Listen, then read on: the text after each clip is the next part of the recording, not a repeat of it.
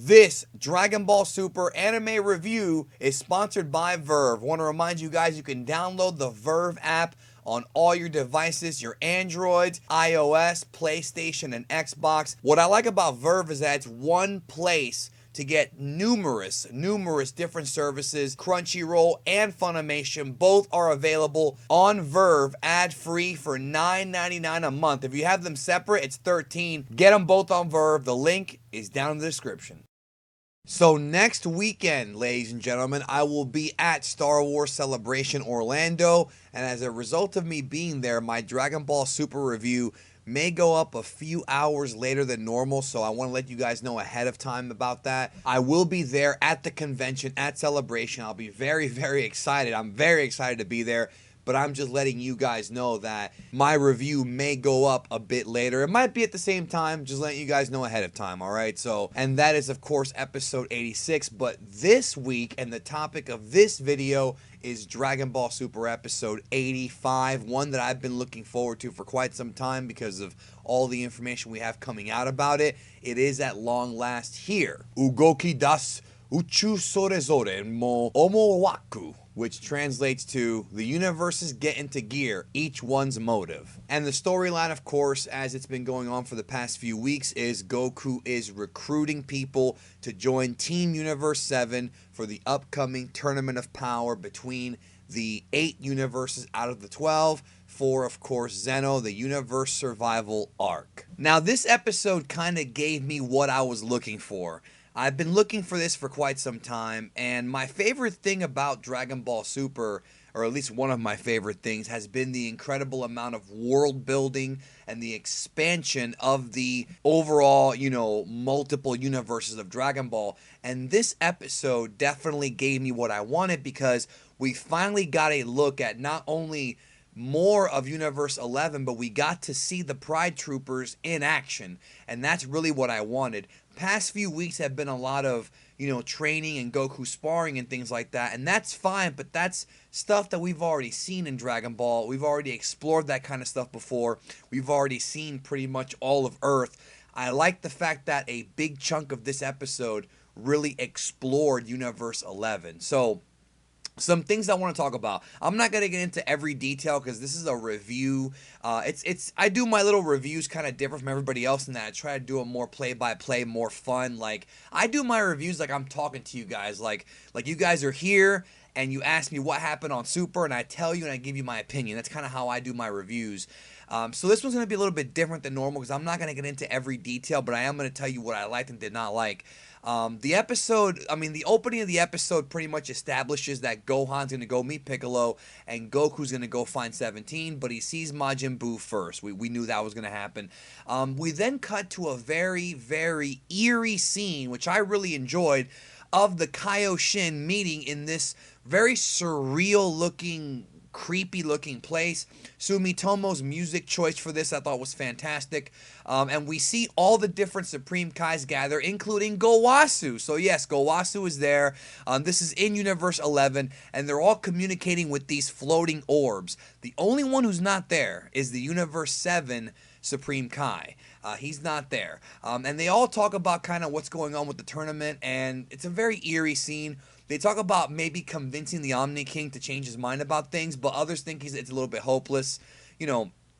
That's a discussion. Essentially, they are worried about what the fate of the future will be and what the fate of the universe will be. And I'm wondering if we're going to see more of this in the upcoming weeks because this could be a storyline that could lead somewhere to something bigger and possibly more of a problem for our heroes. Then they have Universe 11 Kai, whose name is Kai, by the way. He shows off these silhouettes of his team, and we see the outline of like Jiren and Toppo. And Kai says that he is certain that Universe 7 will win because we have the most powerful warriors. And that was a good way to tease what was coming up later in the episode. I really liked the way this episode was structured. I felt was really well done. It's not my favorite episode of this arc yet. I still think that the Boo episode where he fought Basil, I think that's my favorite right now. But the way that this was put together, this episode, I thought was much better planned out. So Goku shows up and finds out that Boo's training really hard. Mr. Satan is there. And we see him. Yes, it is skinny fat Boo. He looks kind of like Super Boo, but not exactly. His head is shaped a little bit different. They have a little bit of a sparring match. They agree to square off. They get it on here early. Very short fight. I really did enjoy it. It's a little bit of a mini fight. Goku doesn't even transform. It's just a quick sparring match. But even without being transformed, Goku is very impressed at Boo's speed and power. So the question about whether or not Boo can become stronger through training is indeed answered here. And it makes you wonder, how strong will Oob become when Goku trains him later on? That is a good question. But Oob is like a reincarnation of Kid Boo, but he is human. This is an actual, Majin Buu who's still Boo, He's not a human being, but he can get stronger. Boo mentions that he had a lot of fun fighting Basil, who he refers to as the dog guy from Universe 9, and he wants to do more, and that's a pretty cool line right there. They have a scene where Boo fires a bunch of ki blasts at Goku, and Goku deflects them with his hands and feet, sort of like how he did in Resurrection F in that one scene where Frieza shot the little beams, and Goku deflected them with his elbows and his knees. That was cool stuff. Then, of course, he uses his stretchy arms to pound Goku through this bushy gate fence thing, and Goku gets up, again, marking out over Boo's power. Satan considers this a victory for Boo since it's kind of like a ring out. That's pretty nice. And it was a cool little scene, and I think that we know based on the intro that Boo is going to get fat again. He's fat in the intro. He's going to gain that weight back. But I wonder how it'll be and if it'll be a gag or what they're going to do with it. Again, that remains to be seen. But I do like the fact that Boo is getting a lot more screen time. I thought he was robbed of screen time earlier in Super, but now he's getting a lot more of it. Goku tells Satan he did recruit 18. They're putting the team together, but he's going to go get 17 now. And he congratulates Boo, but Boo is really, really sleepy. So there is that. Then we get to the big highlight of the episode to me, which was the Universe 11 stuff. So we see Universe 11. This is such great artistic creativity here, guys. I love when Dragon Ball does stuff like this. It's kind of like that one scene a few episodes ago where we see Universe 6 and we see that, that very Blade Runner-esque, like, futuristic city. Similar stuff here. It felt like a movie. We cut to this dark city where it's like sort of like really dark and like, hard to see. And this ship lands and it's Toppo and he's wearing a suit. This is awesome. This is like alpha stuff. So this looked really nice, and he goes to this like nightclub looking thing, very extravagant, very luxurious, starts thinking about Goku. Of course, this is in Universe 11, like I said. Talks to the guy who looks like Rolento from Street Fighter. The guy, he looks like Rolento, got that thing on his eye or whatever. His watch goes off, and it looks like the Pride Troopers are in action as they have to take off to go fight what looks like this giant plant monster, because Universe 11 are the heroes. I'm sorry, the Pride Troopers are the heroes of Universe 11. Now, before we get to that scene, there was another scene here where Champa is talking to the other gods of destruction. So we actually see them all kind of converse here. We hear their voices for the very first time. Vermouth is, of course, bragging about the Pride Troopers. Clearly, Toei is telling us, and Toriyama, Dragon Ball Super is telling us that the Pride Troopers are going to be the guys that mean business, okay? They plan on doing something, in this tournament, and the gods plan on, I don't know if they mean like gang up on Universe 7 during the tournament or possibly do something before the tournament even happens. I'm not really sure. I have to watch it again and really analyze this scene again, but it looks like that they are planning, and we all kind of knew it was going to happen, that Goku's going to be a marked man, Universe 7's going to be a marked territory, because Beerus is not here.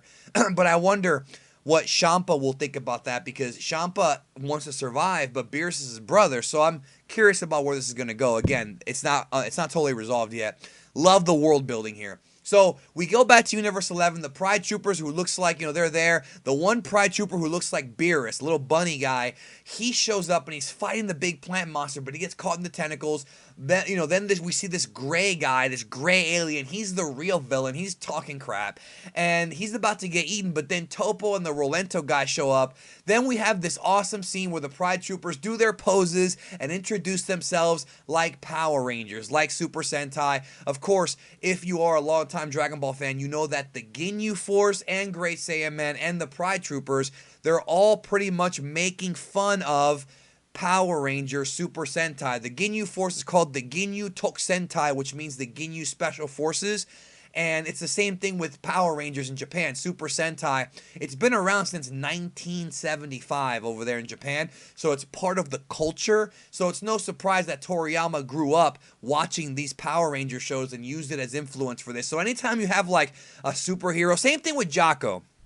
Anytime that you have like a group of heroes, they're always going to be like this. They're always going to be like tributes or homages or parodies of the Japanese Power Rangers. So they kick a whole lot of rear end here. They do double team moves. They take out the monster. Topo picks up the little gray alien dude and slams him down. Huge explosion. Epic scene. Epic music. It was quick, but it really showed some awesome stuff. They go back to the ship. Topo talks about, the planet's now safe. The universe is safe because they're around. And we talk about the tournament or whatever. And Jiren, they show Jiren. We finally see Jiren for the first time. Very, very briefly. He's sitting down, meditating, concentrating somewhere. So they are really, really promoting this guy as being the top rival for Goku during this arc. So last few moments of the episode, a lot of stuff happens one after another, all right? Goku goes to the Heavenly Realm, aka the Lookout, meets with Kami and Popo.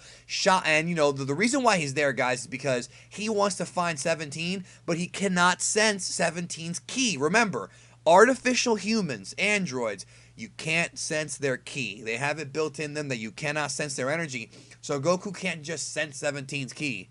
So that's why he's going to get Dende's help, because he can see a lot better from up there, right? So they have that, and then Champa contacts Kaba from Universe 6, and he wants more Saiyans. He wants more Saiyans. Of course, this is going to lead to female Broly. Now, I've seen some people assume that female Broly's from Universe 11. I don't think so. I think she's from Universe 6. If you look at the design of the character, not only does she have the same kind of eyelashes and eyebrows that Kaba has, but they wear the same belt buckle. So I still do believe that she is from Universe 6. I'm telling you right now she is, and Kaba's going to be bringing her along. So that's where I think they're teasing with this, guys. They're teasing the more Saiyans, and of course it's her. Gohan then, of course, confronts Piccolo on a plateau. Piccolo's looking for a fight. And then the last shot of the episode is pretty much, again, Goku wants 17. We actually see 17 in a car in a forested mountain area. And again, we end the episode with the arena being built. So that's the recurring theme of these episodes, that we're seeing the arena getting constructed by the Great Priest, of course, as the final shots of these episodes. So that's how the episode ends. Next week, of course, Goku will meet 17. I've covered some of this in spoilers. I will be going into a full predictions video tomorrow, like I always do on this channel. My overall thoughts: I like this episode. Tremendous world building. We got to finally see more of Universe 11. We got to see more of the Pride Troopers. I love the nightclub scene, even though it was very short. I want more of this in Dragon Ball Super. And more importantly, I'm telling you guys, I want a Pride Troopers anime. I really want one real bad. If you agree, let me know in the comments. Anyways, guys, that's it for my review. Thank you so very much. And don't forget about Verve. You can watch both Crunchyroll and Funimation, as well as other services on there. They just added Attack on Titan. They just added Boruto is on there. I mean, all these new anime. There's a whole bunch of new Gundams. If you are a fan of anime, you need to have Crunchyroll/Verve. The links are in the description. They are the official sponsors of my reviews, and I am proud to sponsor them because I believe in their product, and I believe it's ridiculous that you can watch so much anime at such a low price. And don't forget, if you go to crunchyroll.com/geekdom, 30 free days. So, but also check out Verve. Thank you so very much, guys, and I will talk to you down the road.